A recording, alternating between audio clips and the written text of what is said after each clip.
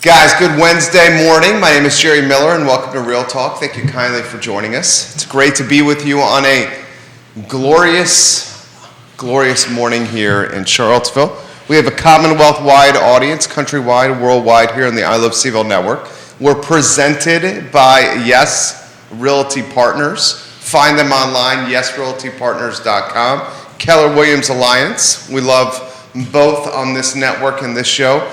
Keith, you in the green room in the pre-production meeting were doing some data crunching, and it had both Judah and I white-knuckled and looking at each other. But you got where you wanted to go, and we have some insight to shine on the $1 million and up market in Central Virginia, amongst some other topics du jour. Topic du jour.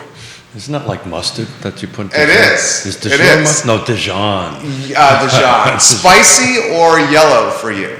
Oh, mustard? Yeah. Oh, we're gonna go down mustard first. I mean, I like mustard. Oh. You like mustard? No, mustard's a big thing. That's a big conversation in the Smith household. I prefer more of the Germanic side, the brown. Spicy. Well, it's spicy. Thick and viscosity. It depends. Yonna actually likes Dijon, which is more on the French side, obviously, but I like mine with the seeds in it. Okay. On that end of it. I like a good yellow, a good French's yellow mustard on just about anything for me. Yeah, we don't do, yeah. You don't like French's? Yeah. What are you, only a Grey Poupon? No, actually, it's, oh God, I've forgotten the name of the mustard that I grew up on. Started with my mother will kill me. We'll come back to that. Okay, well, no, types of yellow mustard? Goldens, right? It's Goldens, right. So, okay. But that's like a Northeast thing. I haven't seen that. Did you get Jude on a 3-shot right there to say that answer? So it's not a mysterious voice from afar. This is our director, Judah Wickhauer. French's is my favorite, Judah. What? My French's is my favorite, the yellow mustard. I think for me it depends. Like if I'm having a hot dog, it's that French's yellow that's really good. But you know, on a turkey sandwich, I think you're right. Golden's is the way to go. Okay, he's playing it right down the middle of the aisle right there, Judah Wickhauer. It's because of the haircut. His hair's getting a little long. Everybody look at the screen with the 3-shot. I like the French's in a crisp snap to my hot dog or sausage. So if we're going to go down hot dogs, what hot dog do we prefer, gentlemen? I mean, I personally like sausage the best. Oh, you do a sausage? I'm a sausage guy. I can see that. Yeah. But if you had to have a hot dog, I'd go ballpark. Ballpark. Judah? You don't like the ballpark? I didn't say I didn't like it. You're dissing the ballpark. I'm not dissing the ballpark. Judah, what do you got over there? I like the footlongs. There you go. Gotta fit on the right track. What do you got, Smith? Yeah, so I do the Hebrew kosher hot dogs. Okay. But that's what I grew up on, right? That's a good dog. The Coney Island, footlongs, all beef, kosher hot dogs on a bun, ton of sauerkraut on it, and Golden's mustard. Okay. Mustard. That is the go-to. Go to Coney Island, grab a hot dog. That's it. That sounds delicious. And a beer. So we've been asked multiple times on the show about the million. The softening, yeah. Is it softening? Is it not softening? Or whatever. So I ran some really quick numbers, like literally 2 minutes. In the green room. In the green room. Yeah. Which isn't green, by the way. No. But no green rooms are green. Really? So why is that? Why is it called the green room then? Maybe Judah can find why the green room is the green room. So while Judah's doing that, I'll just spout out a few numbers and we'll see where the feed takes us. So year to date in the car footprint, so that's Charlottesville, Albemarle, Fluvanna, Nelson, and Greene. I believe, did I get Louisa in? I think I got Louisa in there. So the 6 county jurisdictions that include Charlottesville and the surrounding areas. No new construction because that kind of skews the $1 million and up on the end of it. So year to date, so that's January 1 to today, there was 82 units sold. This is closed. Okay. And the median sales price was roughly 1.3. Interesting, last year, 2021, same time frame, same area, same requirement, no new construction. there was only 69 sold. So there's actually more units sold year to date Uh-huh. on that. But it's interesting, it's pretty much holding true at this 1.1 median, right? So we're kicking the high and the low out. Ran it all the way back to 18. 2020, there was 34. Okay. So that's more than half of what was sold in 2022. Again, holding the 1.3. 2019 was 35. Again, holding the median at 1.3. I'm rounding them down. It was a 1.1, 1.2. I'm rounding them up or down to that. And 2018 was 35 at 1.3. So 18, 19, and 20, we were all running about 35 units sold. Yep. And roughly 1.1. 2021, that jumped from 34 to 69, same sales prices, the same. But so what I'm looking at is it's not softening. We've got 82 sales so far at 1 million and up. Okay. And the median sales price was 1.3. Again, we took new construction out because that would really skew. So what's the data tell you in a sentence? So I never really looked at that until this morning hard. I don't think it's softening. I don't think it's slowing down. Okay. I think the crystal balls would probably tell us that it may be slowing down. I think interest rates might be done. So these 82 that has closed the first 5 months, I'd have to take a look at how long they were on market. Substantially lower interest rate. Correct. So, Yeah. those are sales that could have been in the pipeline prior to that. The other thing you need to look at that price point is how much of that was finance and how much of that was cash, which, we did not have opportunity to do that in the green room on that end of it. The number one county is Albemarle, right? Of course. Those are the ones that are that are high up there. But I promised the viewers and listeners we'd take a look at that, and we did that pretty quickly. And I'm curious, with Albemarle being the number one county in Central Virginia for 1 million and up transactions residential. I'm curious how many are in the Keswick area versus the Ivy area. Well, we'd have to take a harder look at that, but 50 of the 82 were in Albemarle County. Yeah, but we would expect that, right? Yeah, sure. And of those 50, I bet you None of them were in green, by the way. the large majority are in Ivy and Keswick. Yeah, I literally just ran the spreadsheets this morning and didn't get an opportunity to take a great deep dive into the locations. But looking at the addresses, I think you're pretty darn close to that. But the second largest, obviously, is Charlottesville. Louisa actually had quite a bit. 1, 2, 3, So did 4, Nelson. 5, 6, 7, 8, 9, 10, 11. For those who were wondering if I can count. And for Nelson, over $1 million in transaction price had 1, 2, 3, 4, 5, 6, 7, 8, 9. Yeah. So and the acreage on some of these things we'd have to tear into it. I didn't really get into it because I didn't break that down. So I see some of the larger ones in Nelson probably have some acres. So what this is telling me is it isn't softened yet. I think it's on the track, but in order to soften, it's got to drop substantially. It's got to almost go in half to where it was between 18 and 20. I mean, the units are dropped. The price point hasn't dropped. The units have dropped. No, the units are up. Are you sure about that? I've got 82 year to date, Uh-huh. and then 2021 was 69. So we're up over that, and I know 18 was 35, 19 was 35, 20 is 35. I can do it live and double check it, but No.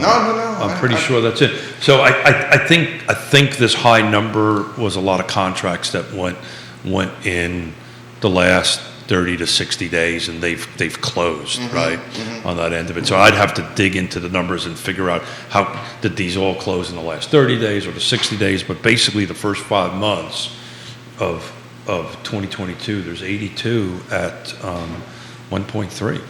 Michael Plecker, listening from Duke Regional Hospital in Durham. We're praying for you, brother. We're praying for the family. He says this, 1.1 million. It's 82, in man. I just double checked the math. 1.1 million in Highland Ridge going under contract within a week with 2+ offers. Yeah, yeah. So I don't think it's softening.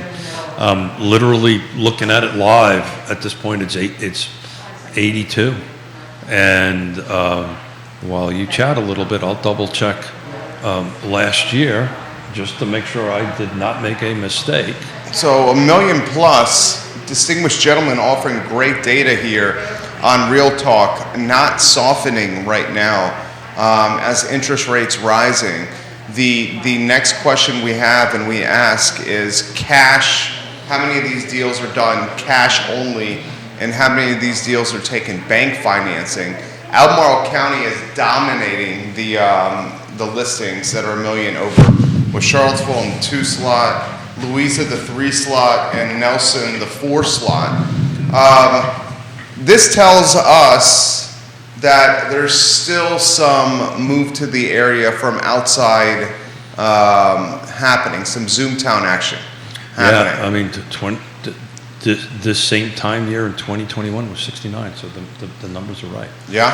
I think the question would be is what's available at that price point and up, and we will take a look at that here in a second while you're doing it. But yeah, I just don't see that $1 million market softening, and I think Michael Plecker is telling us that. Let's hold on a second here. I'll tell you exactly. Kevin Higgins has a comment. Have we ever done this live? I don't think we've ever. It's tough to do, isn't it? It's very hard for me to do. Yeah. So there's 68 on the market right now, somewhere in that footprint at that million and up mark. But that's hard for me to have a conversation and crunch numbers. But we were asked to do it. I don't. Based on the numbers, I don't see it softening on that end of it, and we'll keep a track of it on it. But it's interesting that the median sales prices hold true for 1, 2, 3, 4, 5 years for the same time period. Yeah. Which I thought was pretty interesting. So Albemarle County, clear cut 1. I would bet you they hold on to that crown for most of the rest of the year. But they've always. Yeah. That's. Right. And I'm sure when we take a deep look into it, it's going to be Western Albemarle is kind of where that's at. But the viewers and listeners spoke, and we crunched numbers and provided data. You want to touch the Frank Bailiff buying Dr. Hurt parcels in Scottsville? I've been meaning to ask you about that. Yeah, I know that. So it's a hot topic. So the Mets are doing really good this year. Look. How about them Mets? Look, Frank, yep. Southern Development, super smart folks over there. Uh-huh. They know the market. They know where the market's going. We've been talking about Scottsville for quite some time. Yep. We've been talking about where the next Crozet or where the next big hot spot is going to be. And they're smart. They're getting in front of it, and they're negotiating to purchase some property over there. I think time will tell a little bit about how that's going to come together. But if you've been tracking the news over there, Scottsville's kind of got it right? Matt Lawless over there, and then they're opening their arms, and they have certain infrastructures over there. I think we talked about this earlier this week, that water and sewer, et cetera, that will allow that to happen. Yep. So what do you make of it? Look, I think everybody. 288 acres. Yeah.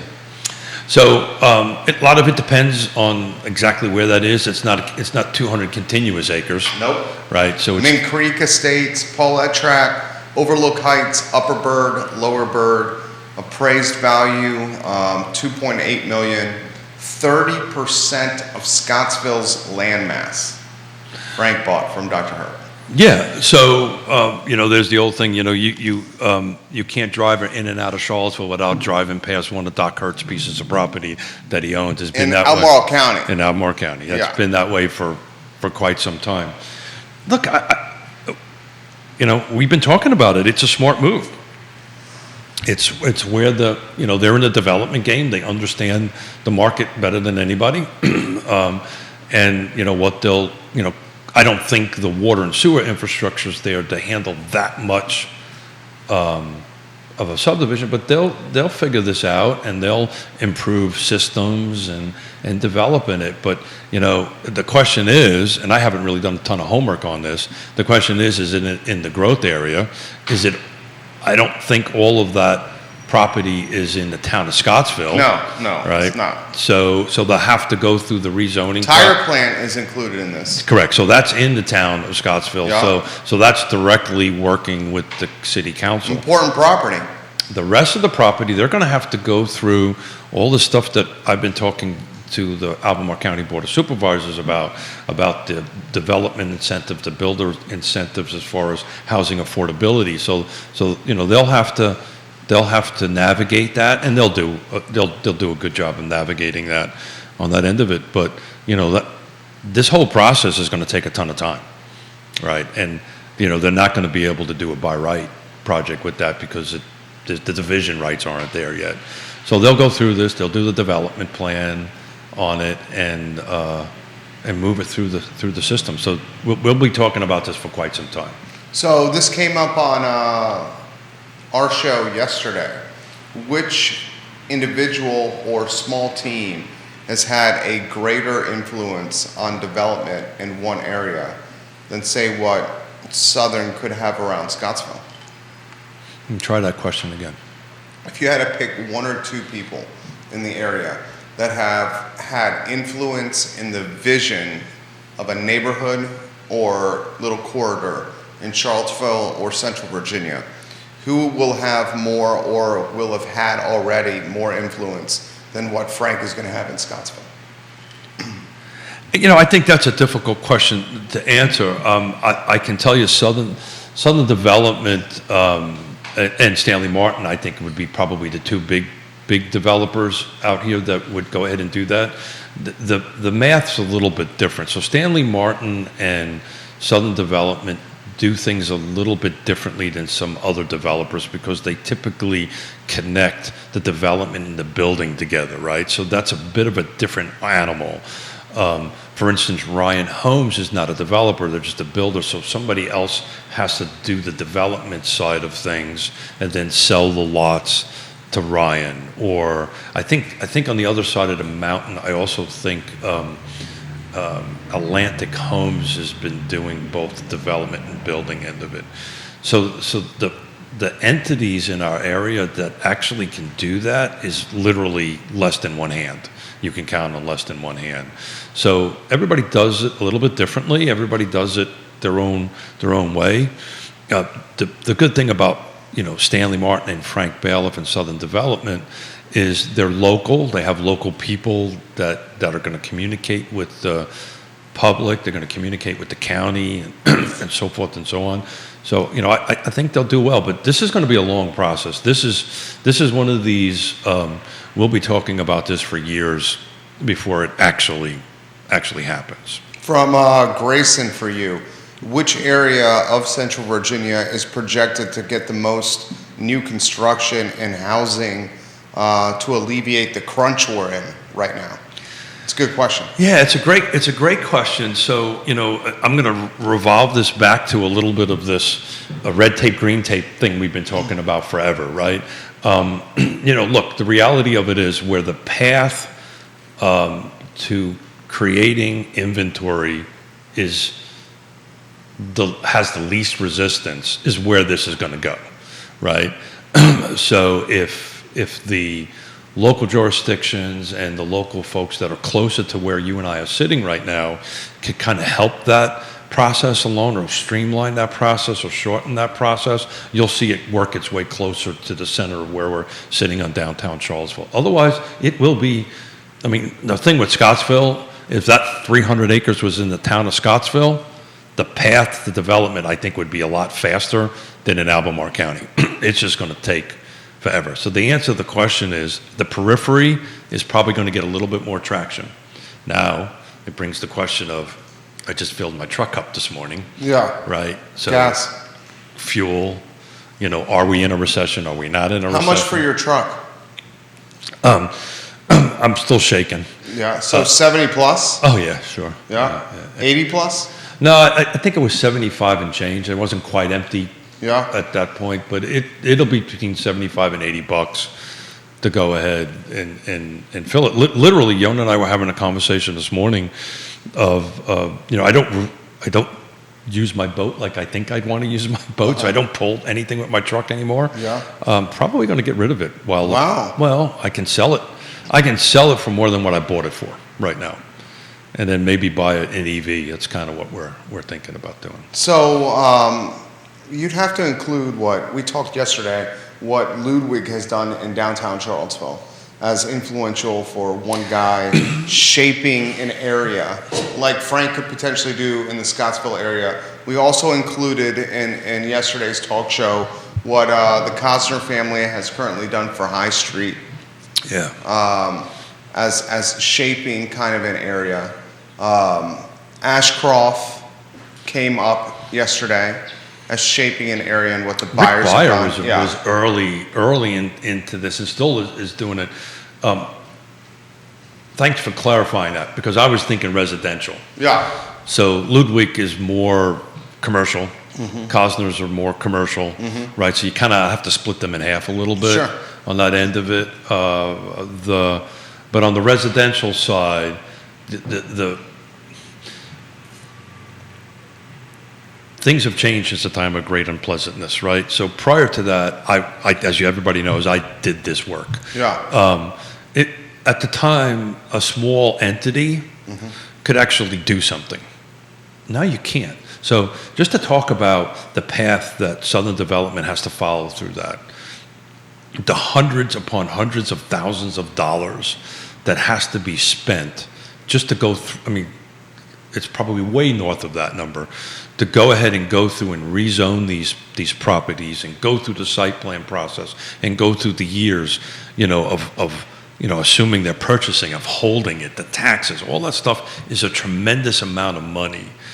The pool of who can do that is very shallow right now, right? Before the time of great unpleasantness, you and I could have done it a lot easier with a lot less money to go ahead and do that. So that's what you need to be looking at. Frank Stoner is another one that comes to mind, right? You've got to have the capital and the staying power. The other thing you have to have is you've got to have some, in which Frank and Stanley Martin and all the people we're talking about are doing it, you have to have some pretty awesome vision. And a little bit of chutzpah. Yeah. Matter of fact, a lot of chutzpah. Because where the market is today, we're talking about residential at the moment, it's not going to be where it is 5, 6, 7 years from now. What's that mean?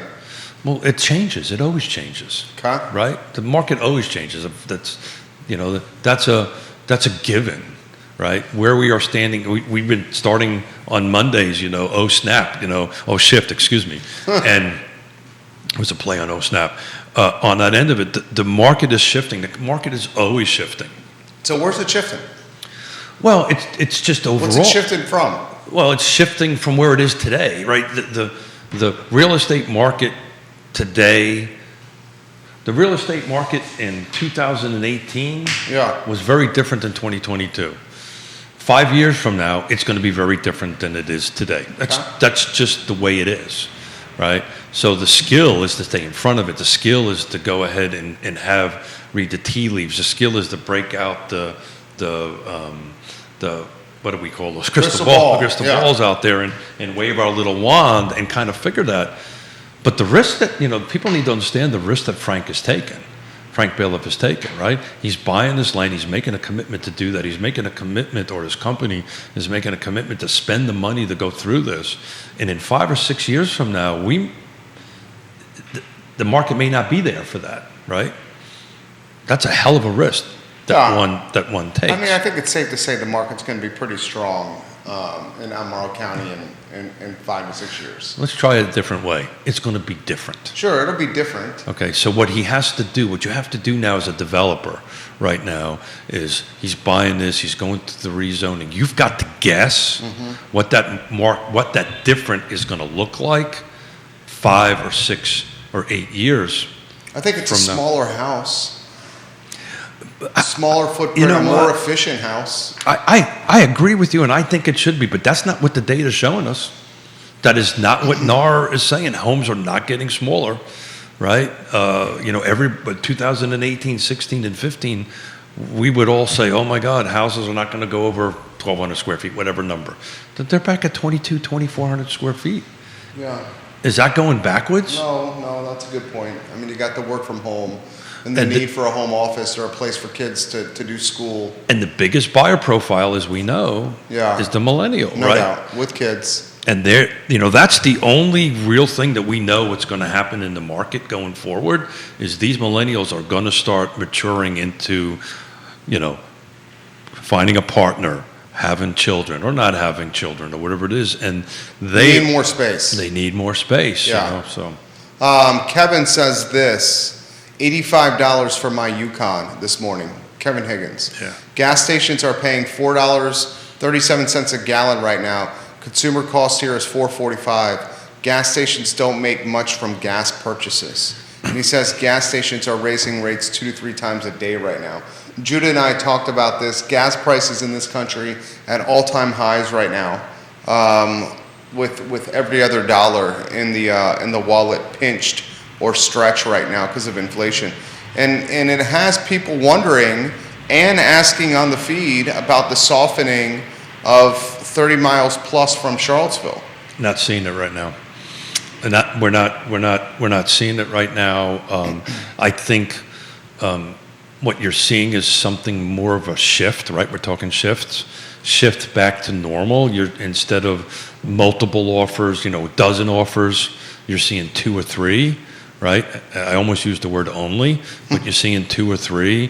You're seeing a tremendous amount of Jim Duncan with Nest Realty is actually going to come on the show either the 30th or the... Smart guy, Jim Duncan. And he and I have been texting back and forth because he wanted to know what I'm tracking for the market. And I'm tracking price changes the most on that end of it, and our price changes are increasing.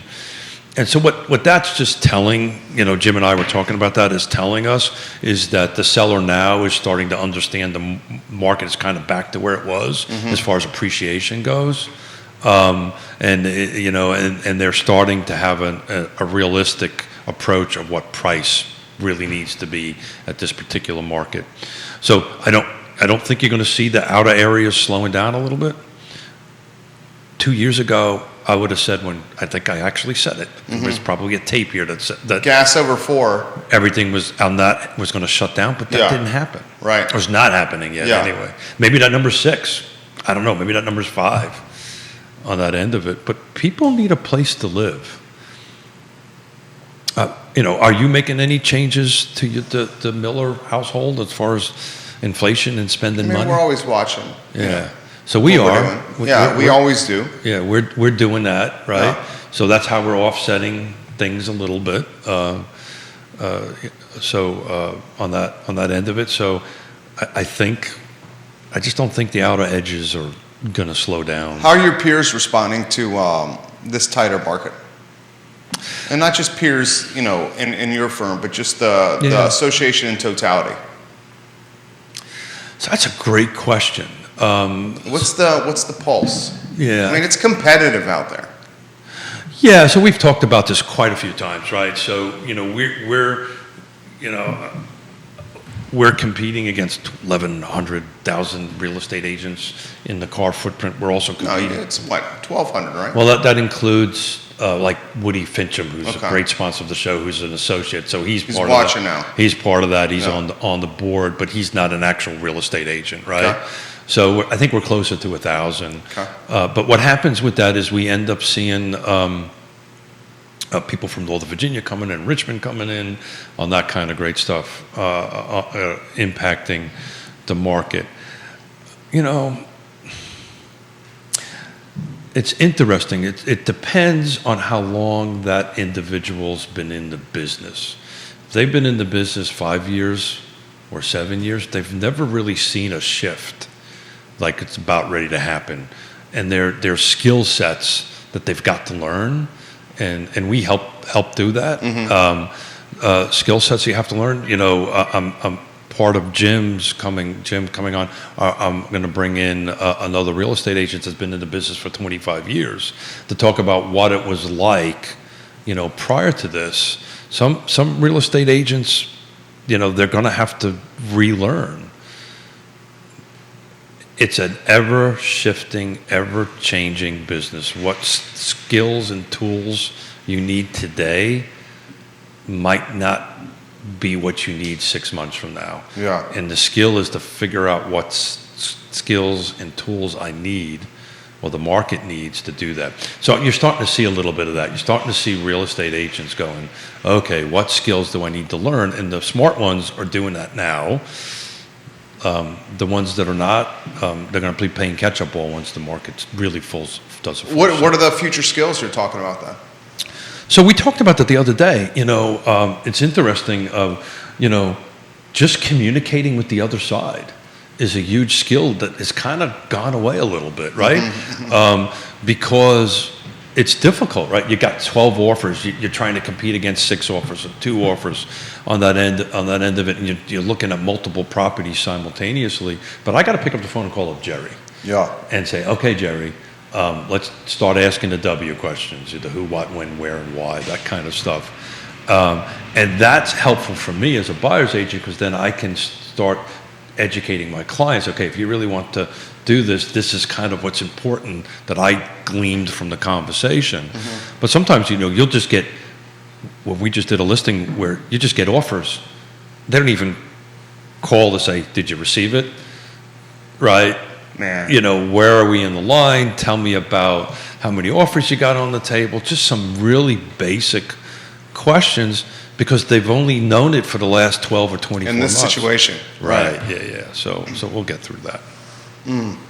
I'll tell you what, I think this question's come in, it's a good one for you.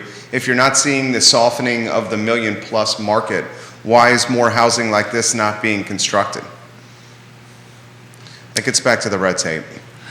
Yeah, so it goes back to the red tape, and I didn't pull new construction numbers, and I think if you would add new construction numbers to that, it would change it dramatically. And I think you would probably see that, particularly in 2021, there's probably a huge number of new constructions are going there. But it's the development end of it, right? There's not enough inventory. I was talking to Greg Slater on the way in, and we're on the land trust board together, and we're talking about where are we going next after we finish these 12 units with Stanley Martin. And What'd you decide? Well, what we decided to do is we have to start talking to Frank, and we have to start talking to some other folks that are working on new projects and saying, look, you're going to have to, in order to get your bonus density, you're going to have to provide 20% affordable. Let's work together to do that. So that's where that path is going to go. But I don't know. I think the $1 million+, if we have this conversation 3 to 6 months from now, there'll be a substantial drop in sales. But I may be wrong. People may be taking cash out of the stock market and buying homes. Well, it's down big today. All of them after a very strong showing yesterday. You got the Dow down 1.6, NASDAQ close to 2, S&P close to 2, volatility across the board. So putting it into real estate is certainly something we're seeing around here. I'm surprised with even how tight the inventory is on the commercial market and how quickly inventory is trading on the commercial market once it's listed. The residential market, you've given us clear data that $1 million+ is not softening. We know that the 2 to 3 is not softening, the 4 is not softening. We know, it gets back to asking the question locally, how insulated are we with UVA's protection that we're not seeing any of this impact us locally? So as one who's lived through multiple ups and downs over the last 3.5 decades, you're 100% right. UVA is that 10-ton elephant in the room, right? And like any 10-ton elephant in a room, it's all present. Also can go a little bit sideways on you and ruin your day, right? The reality of it is where if we are trading homes in the 4 range, and I don't see that going down. No. That's going to pick up tempo, if anything. And it's one of the reasons why I dedicate so much of my time to housing affordability on it. Next Wednesday I won't be here. I'll be talking in front of the Housing X conference about this in Norfolk. On the end of it, back to the 30 mile out, that's just where they're going to have to go. So we've got to figure out a way to get the folks who service, who actually the blue collar, for lack of a better term, to live in the community. Live in the community, right? And that's the reason why I'm so passionate about the model that we're using with the land trust. He talks about rent relief, and you brought this up. Yeah. Rent relief is ending around here. Yeah. And I was having the conversation with a client, and I'm curious of your take on this, Judah. The conversation we were having with the client is, if rent relief is ending and this impacts a lot of people, it could go one of 2 ways. It could get people more into the labor market because they're not getting relief for their monthly rental payment. So it could get some of these people back to work, right? Or alternatively, it could gentrify the community even more because they can't afford if you can't pay your rent and you're getting relief. So what's going up in, more than houses? Yeah, the rent is. Yeah. I know that's something that you've been passionate about, Judah, with the rent relief ending. Well, I feel like it ties into to what's going on at Bodo's. It's we all kind of laugh because we think it's almost funny. Like, here's a bunch of people who are probably making more than a lot of people in the food industry, and they're wanting to start a union, and it seems insane. But what if it's just an underlying, a bit of the underlying problem is spilling over. But how many of those, Judah, folks were actual residents of Charlottesville and Albemarle, or students, right? Were these students protesting or were trying to create a... It's a mix of both. Yeah, I don't know. I don't know the answer. It's a mix of both. Got it. But so I'm just saying that I think it might be better to look at what's going on there as a broader problem that's poking its head above the water. And well, I'm we sure know what the problem is. It's affordability locally. Yeah, and that's the issue. But there's a bigger problem because you can't just start paying everybody more money. I mean, that's basically, we keep doing that, and you pay someone more money, and then rent goes up, and then you pay someone more money, and then rent goes up. And, of course, I'm just using 2 examples. But overall, the problem is affordability. Yeah, it's affordability for this issue, for this area. And here's a stat, and I'll throw it back to you, Keith. The UVA corner, this was in the CVille Weekly today. I encourage everyone to read the article in the CVille Weekly today about the corner Bodos. The average pay for staff at the corner currently sits at $17 an hour. The UVA Bodos corner staff. That's from the owner, quoted in the CVille, read verbatim from there. They also have benefits with 6 paid holidays per year. And depending on your time on the staff, you can start to earn a week vacation as well. So $17 an hour for working, quick serve food and beverage. What is the union going to do better than that? The union is trying to utilize collective bargaining to get more pay from the owners. Okay. And the essence is what Judah has said, that the $17 an hour currently that the staff is earning does not, in the staff's eyes, accommodate a living wage. A living wage, yes, a living wage. And the response to that would be, they're some of the highest paid staff members in food and beverage and quick serve in the area, period, bar none. Always been, by the way. Always has been. And the problem is, I believe that's kind of sidestepping the real issue, is that if they are making more than a lot of other people in their industry, then how poorly are those other people doing? Yeah, that's definitely the concern. I think and that's then the alternative to that is that food and beverage not necessarily is a long-term career. That's fair, I but would we're think the always going to bakers- have. I would think there's some staff there that's long-term for them, right? On that end of it. I tend to eat enough Bodos to keep an eye on. Yeah, it's on consistent. Who's people. in there, and the bakers and the folks that are in the back of the house are faces I see year after year after year. My thing about this is I really would love to know how much of their payroll, how much are students and how much are locals. Because every face I see there are typically students. On the corner location. I specifically go to the corner all the time, and I do that over the two other locations because I just like hanging around the kids. It's just you cool. like being downtown. It's just or cool. in the corner. It's just cool being there. I just like being around the environment there. But in that specific location, it seems to me it's a lot of students on that end of it. And then here's an interesting thing. What if, I don't know who owns the structure, the building. What if the Bodos say, you know what, we're going to close this down? Well, that's what we've said on the show. Yeah. That's what we said on the I Love So CVille what's show. going to happen, Coach, after that? I mean, the jobs are going to go away. No. If you're the owner, and I'm just talking out loud here, and we've talked about this, Judah, and it's the location, you don't own the structure.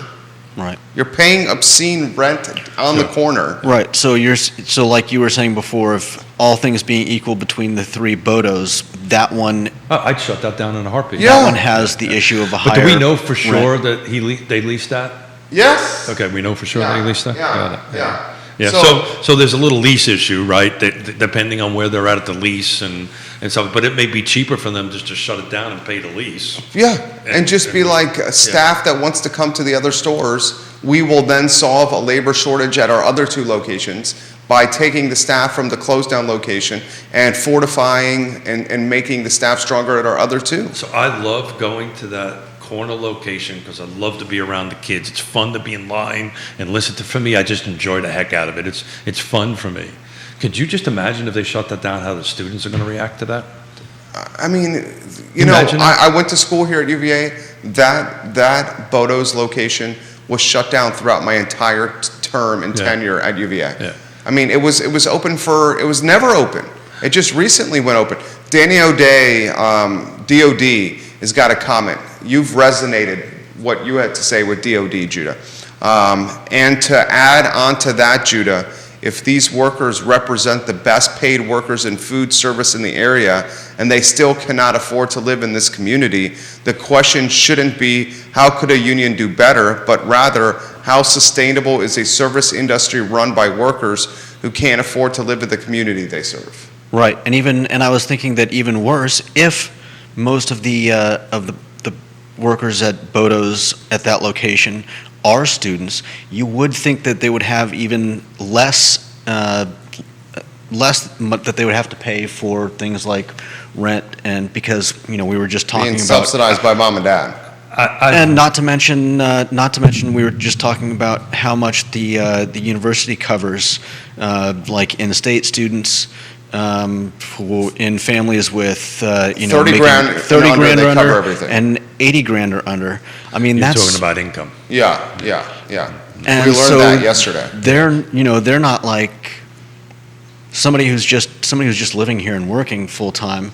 They obviously don't have the subsidization that they would have as a student. But I think the key question that Jerry's trying to ask here is even at 17, even with this stuff, all the thing, that employee cannot live within walking distance of that, particularly that location. It's going to be very challenging to live within walking distance of UVA corner. Yeah, because at $17 an hour. Well, at double or three times that amount, because You could live close there on $34 they're an hour. renting $1,000 a door at that area. $34 an hour is $60K plus. Okay. You can rent $1,000 a door on $60K plus. Okay. I mean, you can. You know you can. No, I'm not disagreeing. I'm not disagreeing with that. But obviously, if they went to double that, then that would get shut down. Does anybody understand the process of unionizing in the state of Virginia? I don't. It's the CVille Weekly article, and I'll give it to the CVille. Sometimes they cover stuff that when it finally comes to press, the information has already been dated by the time the article hits the newspaper, because they're a weekly paper. Their coverage of the Bodo's union, however, is fantastic. And the most in-depth coverage that I've read so far, Judah, you should check this out today after the show, is the article in the CVille Weekly about Bodo's unionization efforts. And it's not a piece of cake just becoming a union. Sure. There's applications and filing. I will say this, that this topic is being closely followed by all the other local restaurant groups. Sure. Closely followed. Yeah, so the train just to follow this down the road, let's assume Bodo's, and it's only that one location, right? Well, it's that location for now. In this CVille Weekly article, the corner location is quoting staff from the corner saying we're actively trying to recruit staff from the other locations to join our union. That makes sense, right? Because they have a better chance. Makes it more strong. Yeah, correct. Yeah, so Stronger. The whole word collective. Right. And that end of it. But yeah, so, And it also indicates in this article that not all the staff is pro-union. In fact, at the press conference, I follow the rules of Real Talk. I have too much respect for you. Thank you. Okay, I follow the rules of Real Talk. But this is Batman and Robin. We can kind of stretch the rules a little bit. I was surprised to see councilors Sina McGill and Michael Payne and Delegate Sally Hudson leading the press conference for the unionization efforts of Bodo's. Yeah, but speaking in favor of the efforts. So the folks who are watching, we have 3 rules, right? And I'm not doing that. No, you're not doing it. Yeah. No, you're not doing it. No divisive politics. We don't point fingers, and we have a ton of fun. So look, I'm surprised by that. Yeah, I was not. They're elected officials. Should the elected official be leading a unionization effort? But Jerry, I come from a part of the country that almost everything is unionized. I know you do. Right? And you're not crazy about that. Well, they're double-edged swords, right, on that end of it. So, I'll be honest with you, I don't have an opinion at the moment, either one way or the other, on it. Starting to form one as we're having a conversation here. Yeah. I'll be honest with you. But I can tell you, when you go take a look at union conversations up in New York and all this stuff, there's always elected officials there. They're always the ones that are touting it. So that doesn't surprise me at all. And they're passionate. And they're passionate about it. Is a union a good thing or a bad thing? It's interesting. My oldest daughter belongs to a union. She's a makeup artist. I mean, Danny O'Day agrees that I respectfully disagree with you, Danny, and I have tremendous respect for you. And you've crushed it on the show. He's a writer. He follows politics closely. Mm-hmm. Should an elected official be actively involved in a local labor movement? He says absolutely. Yeah, I respectfully disagree with that. Yeah. I don't think an elected official should be involved with the inner workings of someone's private business. I'm curious of your take on that, Judah. Why do you feel that way? Because this is, and maybe this is the libertarian in me coming out here. Sure. But this is Bodo's Bagels that is owned by 2 people. Got it. And these 2 people have much more risk associated with their business than we will ever understand or comprehend.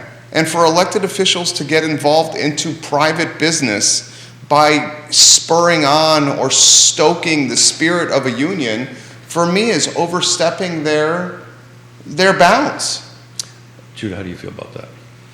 I'm going to take the opposite side of that just for the sake of a talk show, but how do you feel about that, Judah? I'm not really surprised. I feel like it's misguided, and I feel like this whole thing is, like I said, just a symptom of a larger issue. And I think that it's sad that they're targeting Bodos. Obviously this is an issue across the not just the food industry, but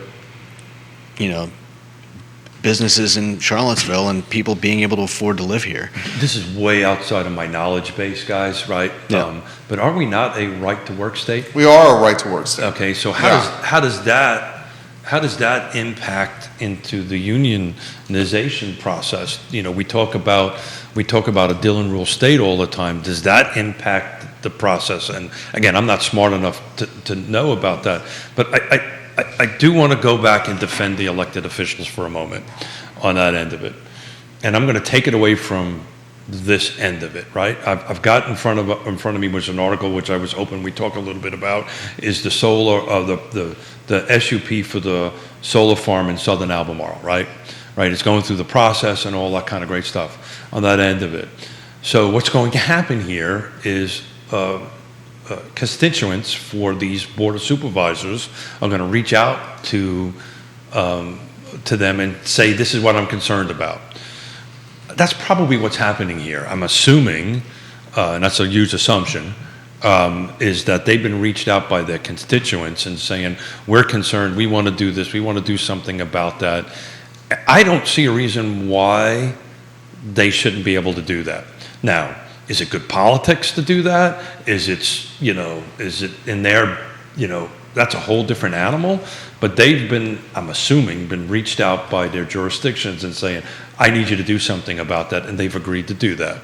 So I don't see, and again, I just see a lot of this from back home when I was growing up on that end of it, because my father was in the union. Everybody I grew up around were in unions. It's just the way it was up there. We'll agree to disagree on this. Yeah, cool. I think, political elected officials getting involved in the unionization efforts of the police department and the fire department are very different than getting involved in the unionization efforts of private business. Could be. Because the police department and fire department are funded by taxpayer dollars. So I know they're involved in the makeup industry, the makeup things that my daughter's in. So I know that they get involved in it and they lobby on the behalf of their constituents on that. The reason I outlined that, by the way, if either one of those elected officials asked me, should I go in front and do this, my answer would be no. That would just be bad politics on their part. Because you know why? So let's assume it happens. Right? Let's assume the union happens? Let's assume the union happens. It's a hell of an assumption, but go ahead. No. What do you think the next logical step will be after that? Let's assume that they vote and the employees at that location say... It's going to then take up it will then become all three locations. That's not what's going to happen. They're going to shut it down. They'll shut it down. Well, I think this is what's going to happen. And I've been on record on this show, on the I Love CVille show, on that, saying they probably shut this place down. But I think what will really happen is the owners of the place, of the location, it's 2 owners for 3 spots. Yep. Mm-hmm. This is the dynamic, the needle they're having to thread. If the effort spills over to the other 2 locations and the staff at the other locations, then they pretty much have to decide, do I keep running this business or close it? They're going to do the And they're going to keep running it. They're going to do the ROI. I think they're going to do the ROI. They're going to take a return on investment. They're going to, and the reason I'm going this way is very important. You started this conversation with the elected officials being there. So under the assumption they're there because they were asked by their constituents to be there, that's great. Okay? I don't think those guys were asked by Bodos to come to this press conference. It was last Wednesday. I know that. I know that. Okay. And I know that. Because we were at a function. We were at a function. After hours. It was last Wednesday. And so when that press conference hit. And what about the email we got the next morning? Sure. When that press conference hit, Councilors McGill and Payne and Delegate Hudson saw it on social and showed up for it. I doubt that they were solicited by staff at the Bodos Corner to come for this presser. I don't know the answer to that. So, Payne are pro-union. We know that. Of course, yeah. And the point I'm trying to make about that is, let's just, again, so under your assumption is they saw this on Facebook and said, I'm joining. On like Twitter, on social media, yeah. Okay. Yeah. That's what I think happened. Yeah, and so assuming that even did happen, so that's the constituents reaching out to them in some way. It's not a phone call. All right, that's fair. I'll say that they put it out on social media, and that turned into an organic invitation, if you may.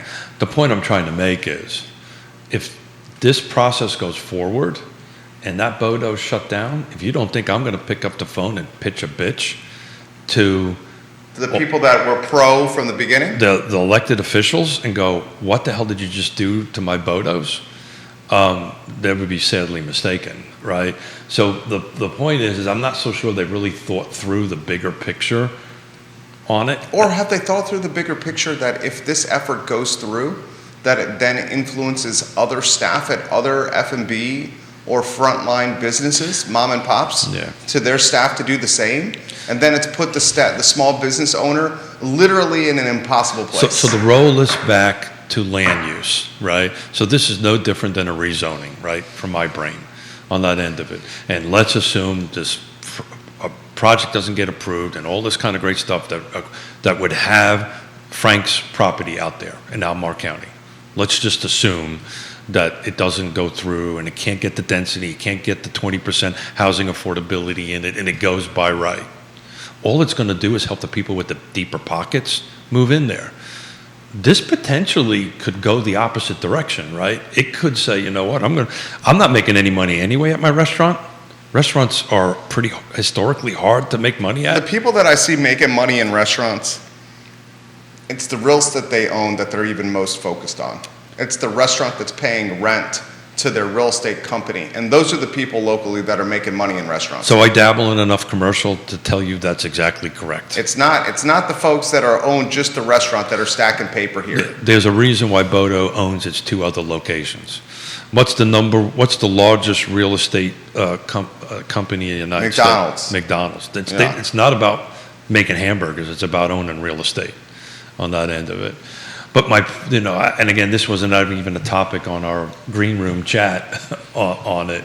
But these things are double-edged swords, right? And it could go either way. Comments coming in here? Judah, you want something to add before I get to comments on the feed? No, go ahead. All right, Bill McKenzie. The original Bodo's on Emmett Street. This is Bill's comment. The original Bodo's on Emmett Street was a Roy Rogers chicken restaurant. After Hardee's bought the Roy Rogers chicken franchise and put the chicken in their outlets, the Emmett Street Roy Rogers closed. There was a banner, "The Bagels are coming," on the front of that building for years. Then the owner did all of his own upfit on the building. From the beginning, Bodo's was known as a business that compensated their employees well. Bill McKenzie right there. So of all the decades I've been eating at Bodo, so we're talking about a couple of super important things to a New Yorker. Bagels happens to be one of them, and we're talking about, this is arguably the most beloved food and beverage brand in the Charlottesville area. Is there more beloved brand food and beverage in Charlottesville than Bodo's? So Joe Gentile will not appreciate this, and I love Joe with all my heart and soul.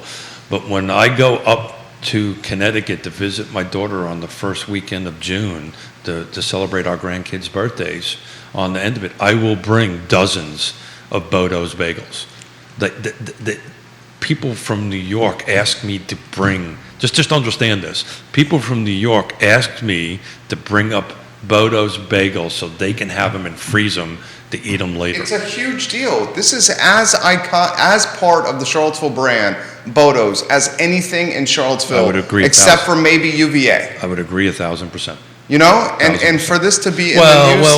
Well, hold on a second. Please. There's this whole I Love Charlottesville brand that is kind of up there, right? The social equity and long-term standing nature of Bodo's is amazing.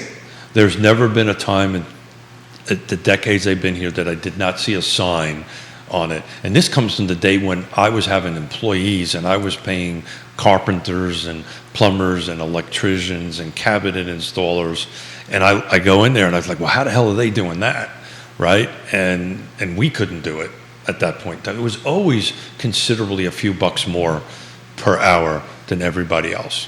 This is from Danny about elected officials leading unionization efforts in Charlottesville, specifically Delegate Hudson and Councilors Payne and McGill. He said, should elected officials then be barred from making legislation regarding zoning laws because they own property in the community? Should they be barred from trading stocks or owning businesses that are affected by local regulations? Honestly, just curious where the line is drawn. Yeah. I get the point that you're making, Danny, and it's a fair point. My point with Bodo's is it's a private business, and to have a delegate, and Sally Hudson knows I have tremendous respect for her. She's come on this show many times. She knows I have tremendous respect for her. Same for Councilors Payne and McGill, tremendous respect for them. To have elected officials... But where is that different? With a bullhorn or leading a vocal press conference scenario, emceeing, vocalizing, offering opinion, unionization efforts, that's overstepping bounds. Jason Howard, if the corner location does unionize, the owners don't have to agree to the terms of the union. With Virginia being a right-to-work state, they could fire the entire staff and start over, or refuse the union's contract and continue to run things as they do currently. I was a member of UFCW myself for 11 years with Safeway. Same union they are working with. The union could lead the staff to strike, but it's not illegal for replacement staff to cross a picket line. Yeah. So thank you. That was what I was reaching for on the right to work state on that end of it. So that's another path. They can fire everybody. Then it'll become a whole mess down there. If I was the owner of that and it ended up going that way, I'd shut it down. Ray Cadell agrees with me here. He says the elected officials are supposed to represent all of their constituents. Correct. Did Councilor Payne in any way reach out to his constituents to see how they felt about his participation? So I think where the difference in this is, and I'm taking the opposite side just for the sake of a talk show, where the difference is these elected officials are not required to make a decision in this process, unlike a land use application. And that's another. So were they there as elected officials or there as citizens? The community doesn't decipher. I agree with that, but they don't decipher. If you see, Lloyd Snow came on Real Talk with Keith Smith, and he talked about walking down the mall, and even though he's on his off time, sure, everyone's tapping him on the shoulder and saying, Mayor Snook, with city questions. Well, we do what we do here, and this becomes a tremendous responsibility. Yeah. And I'm at a baseball game, and somebody taps me on the shoulder and says, yada, yada, yada. In 2022, you can't decipher. Your professional brand is your personal brand. I don't disagree with that. So, I was taken aback by this. But, look, elections matter. Maybe depending how this goes, and maybe when these folks run, somebody else can run against them and point this out to them. But there's really no, at least that I'm aware of, and I don't know if Neil is watching, he's much smarter than me on this stuff, that I don't think there's any rule that says they can't do that. No, obviously not, because they were there. And sometimes and people do things and not, there's people speed, right? Yeah, but it's different. It's when you're an elected official and you're doing something in that kind of a public setting, it's going to get noticed that you did something wrong.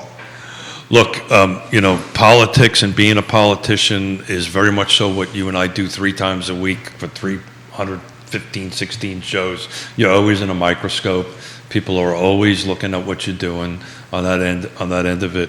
If they felt that they needed to do this, then I don't think there's any reason they shouldn't be able to do it, right? There's not anything that says they can't do that. But what about the other side of the coin, right? Yeah, But they don't make any decisions in this process. They would if the union is acknowledged. No, it's got nothing to do with city council. No.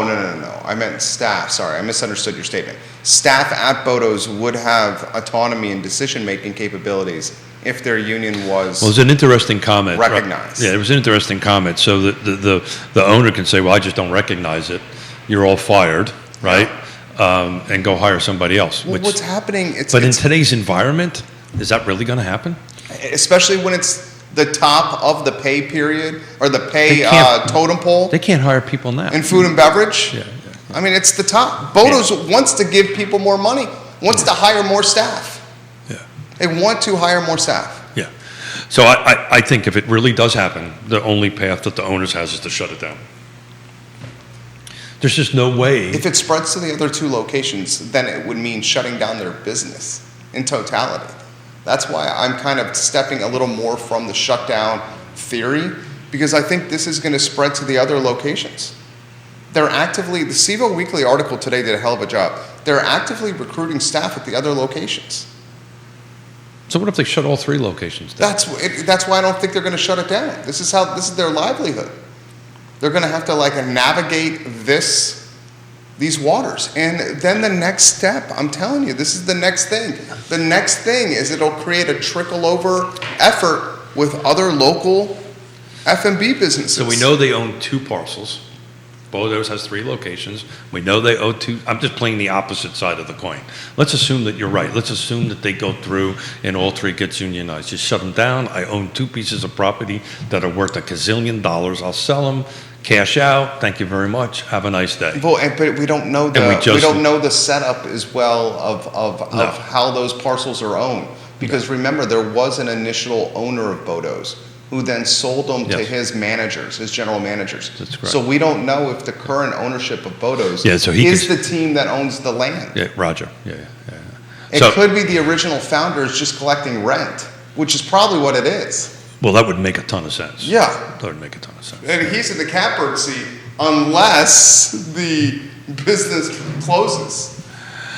So to talk a little bit about unions, it's funny, I just had the same union conversation with my daughter, who's in the makeup industry, and they do some really great stuff for her, right? And she is in I can't give the details, but she's in a top tier movie set right now going on. That's awesome. That's cool.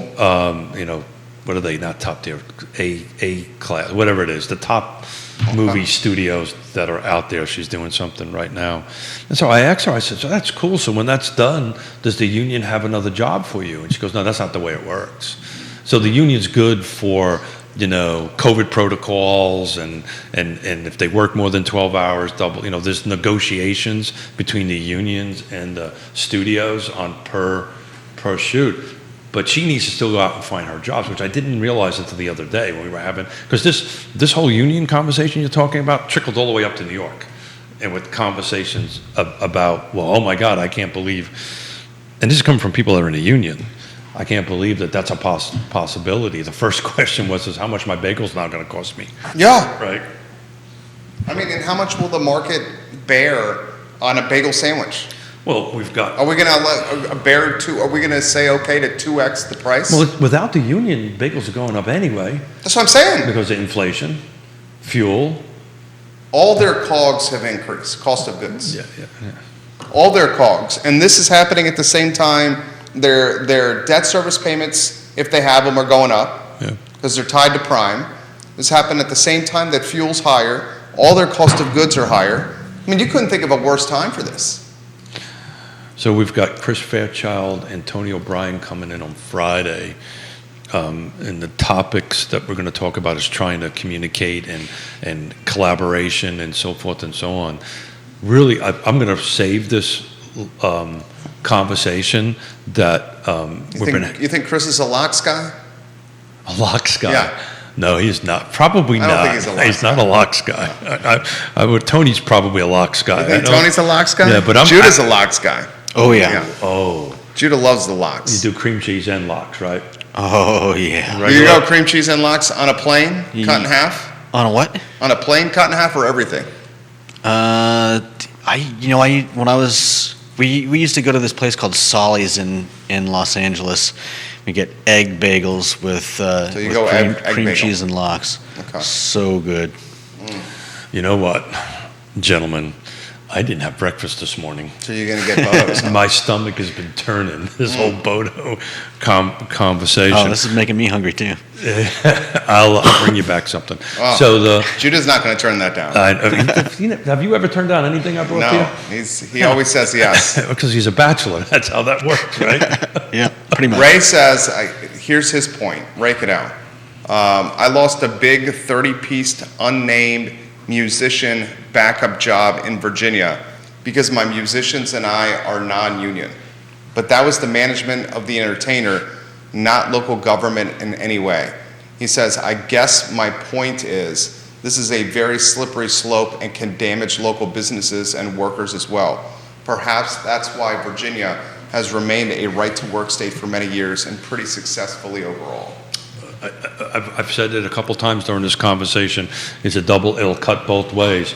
But we're going to ask Fairchild and O'Brien, how do they feel about what the city councilors have done and the state representative has done to support that? So from their perspective as an elected official, right, we're having this conversation as non-elected officials. How do you feel about that?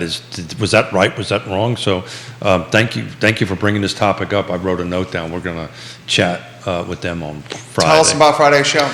Yeah, I just love having those guys on. It's a lot of fun to watch them. They come from different sides of a topic, and it's going to be very different than what you and I have done today, where we did most of the talking.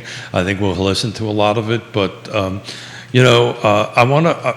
Regionality is important to me.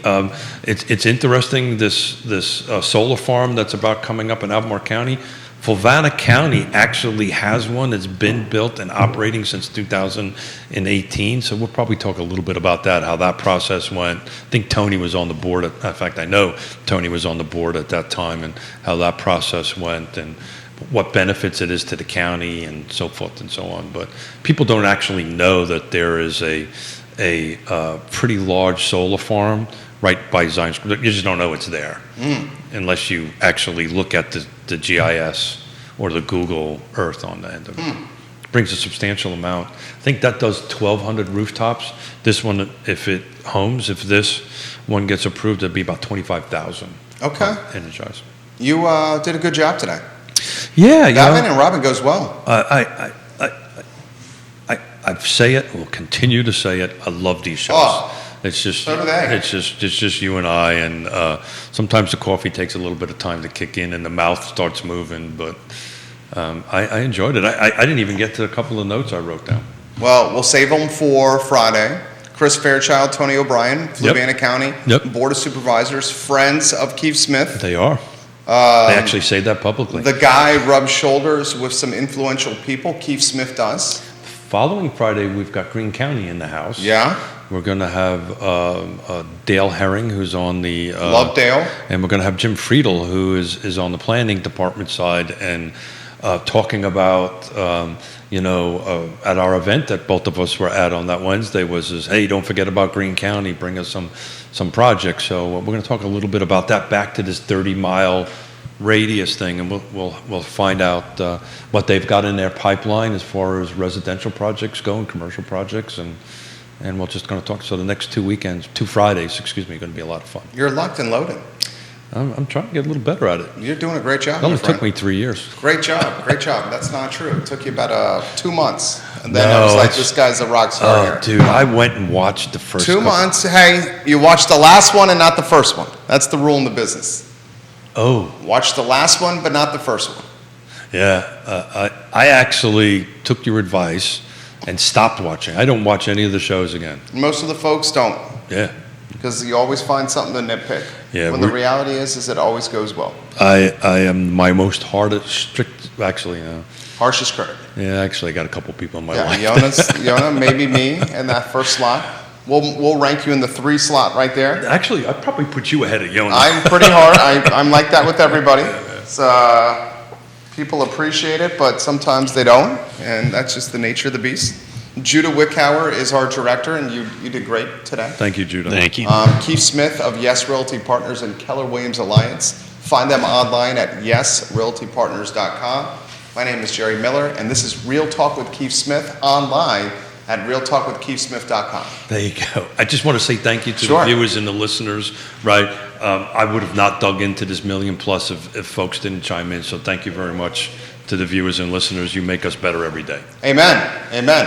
I Love CVille show in 57 minutes with Lee Elberson in studio. You like Lee. Guys, thank you for joining us. We'll touch base with you very soon. Take care. Good job, Keith.